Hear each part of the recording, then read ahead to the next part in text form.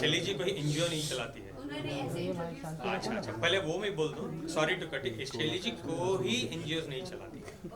वो क्या करती है बताऊंगा तो बहुत बड़ा एपिसोड हो जाएगा, मुझे जरूरत नहीं है उनके बारे में बताने में। Please continue. यस, तो ये रिलेशनशिप्स की जो बात है, और उन्होंने कहा है आपके कई सारे रिलेशनशिप रह चुके हैं और वो हर लड़कियों के कॉल राखी को आते थे आपके अगेंस्ट, इसके बारे में आप क्या कहेंगे? जितने भी आपने मुझे अभी बताए एलिगेशंस राखी सावंत जी के बारे में, क्या आपके पास एक का एविडेंस है कि मैं राखी के पैसे लेके ईरानी पे किया? एविडेंस है? मैं उसको मैंने ईरानी लड़की को मारा था, आपके पास एविडेंस है? क्या मैंने राखी को मारा था, आपके पास एविडेंस है? नहीं ना। Just let me answer it properly. आपके पास कोई भी चीज़ों का एविडेंस नहीं है।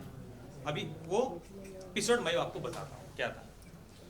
सबसे पहले ईरानी गर्लफ्रेंड ने मेरे पे कंप्लेंट किया था कि मैं उसकी गर्लफ्रेंड हूँ पिछले 5 साल से। am I right? आपको ये पता है? Yes. तो 5 साल पहले मैं राखी को जानता था क्या कि राखी मुझे पैसे भेजती थी 5 साल पहले?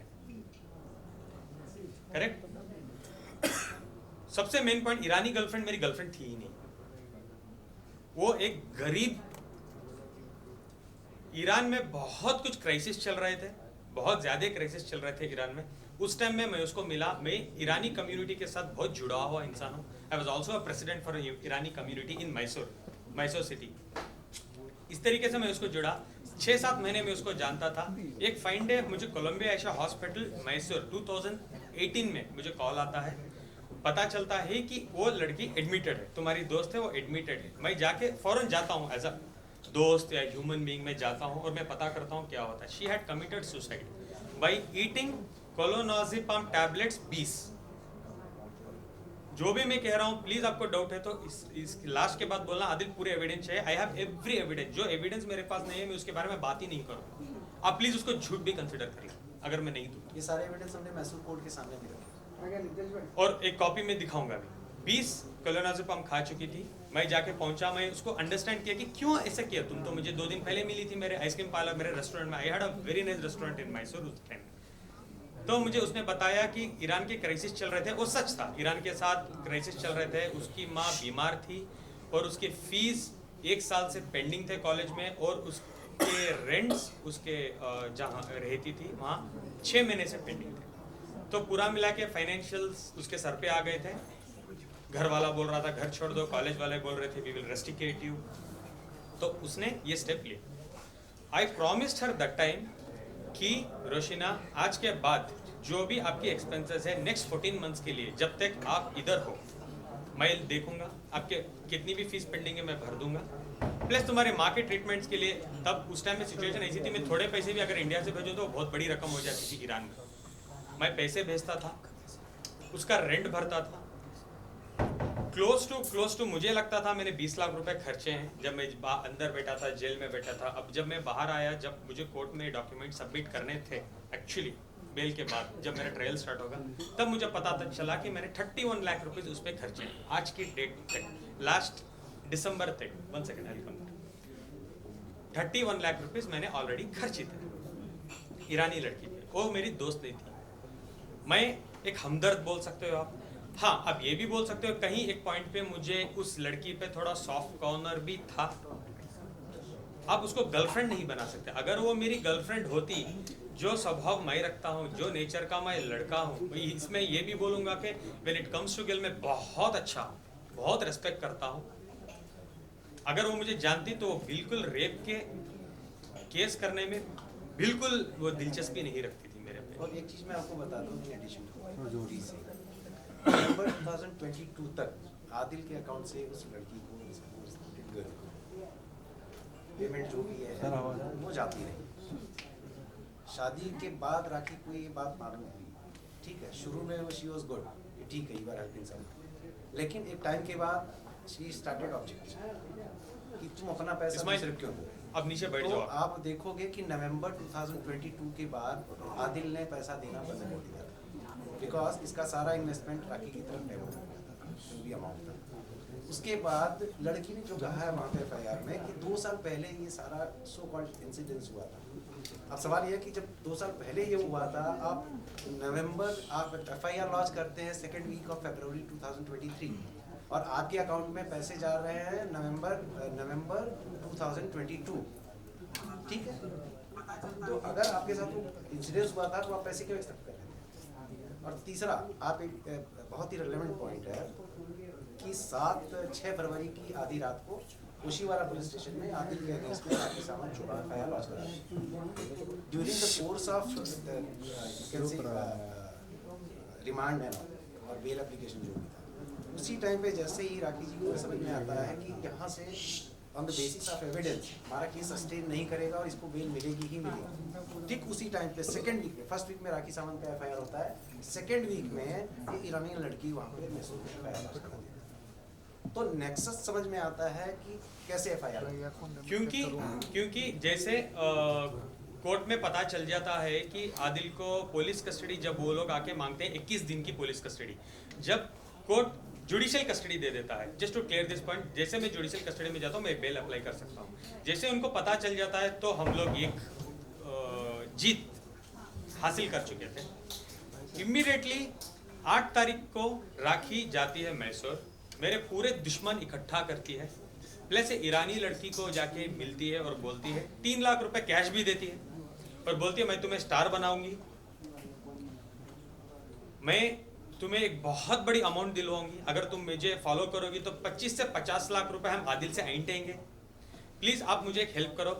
उसे मैसूर सिटी पुलिस कमिश्नर के पास लेके जाते हैं, आप लोग देखे होंगे वो कमिश्नर को मिली थी, जाके मिलके एक एफआईआर लॉन्च करवाते हैं 376 रेप। उसमें उसने ही लिखा है कि मैं आदिल को 5 साल से जानती थी, आदिल ने मुझे 1.5 साल पहले आके रेप किया है, तो 1.5 साल तक तुम क्या चने खा रही थी क्या कंप्लेंट देने का? 7 तारीख को मेरी एफआईआर हुई है, तुम आके 10 तारीख को केस कर रही हो यार।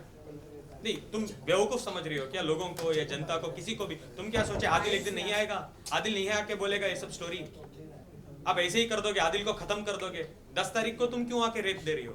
सबसे पहले गाइस, जनता, देश, व्हाट इज रेप? रेप क्या है?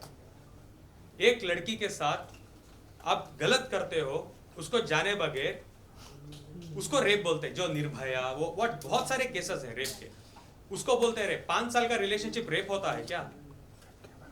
सॉरी, मैं थोड़ा गुस्सा हूं बिकॉज ईरानी लड़की के साथ आपके रिलेशनशिप, एक सेकेंड, तो ये भी होता है कि इट इज ऑल्सो इम्पोर्टेंट। मैं 10 बार बोल रहा हूँ दोस्त है आप दोबारा लेकिन आपने रिलेशन का मतलब संबंध होता है, उसको वाइड एंगल में देखिए। 31 लाख रुपए आपने उस पर खर्च किए, राखी ने उसे 3 लाख दे दिए और वो मान गई। आप ऐसे क्यों बोल रहे हैं? कौन से ग्राउंड्स पे आप बोल रहे हैं कि वो राखी ने जाके उसको पूरा बैठ के बात किया, ट्रैप किया। ये भी वीडियोस इंस्टाग्राम में है कि जब राखी सावंत जाके ईरानी लड़की से मिली है मैसूर में, बात कर रही है, 3 लाख रुपए दिए एज एन एडवांस और उसको बोले मैं मिनिमम मैं ट्राई करूंगी 50 लाख रुपए ऐंठूंगी आदिल और आदिल की फैमिली से।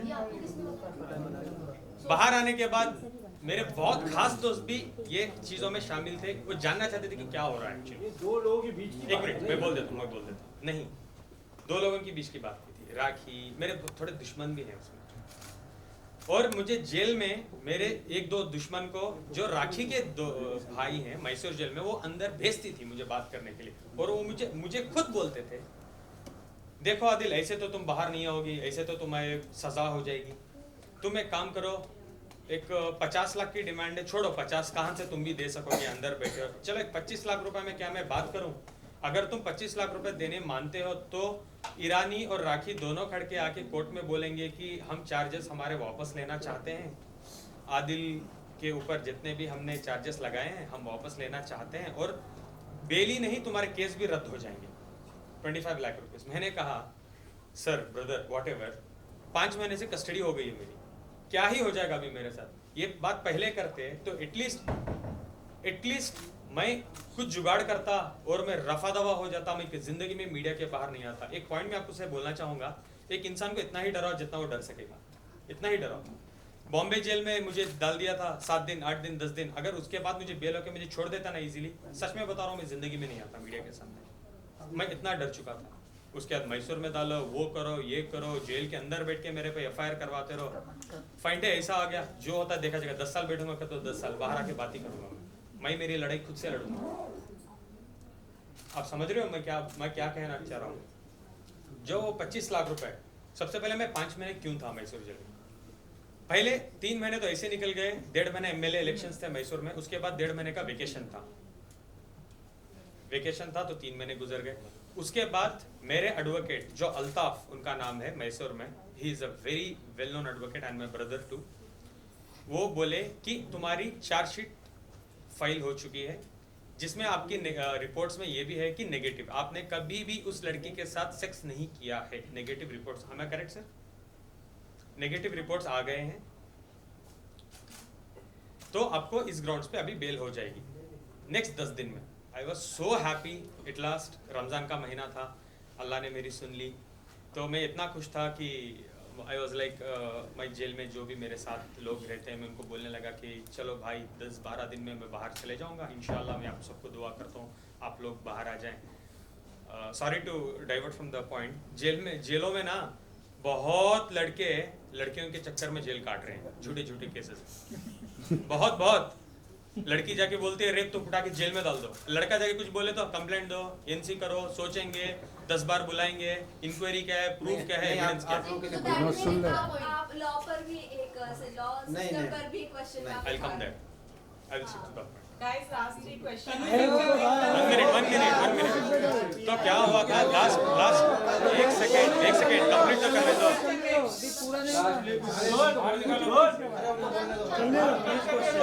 अब रेप का करते हैं तनु पे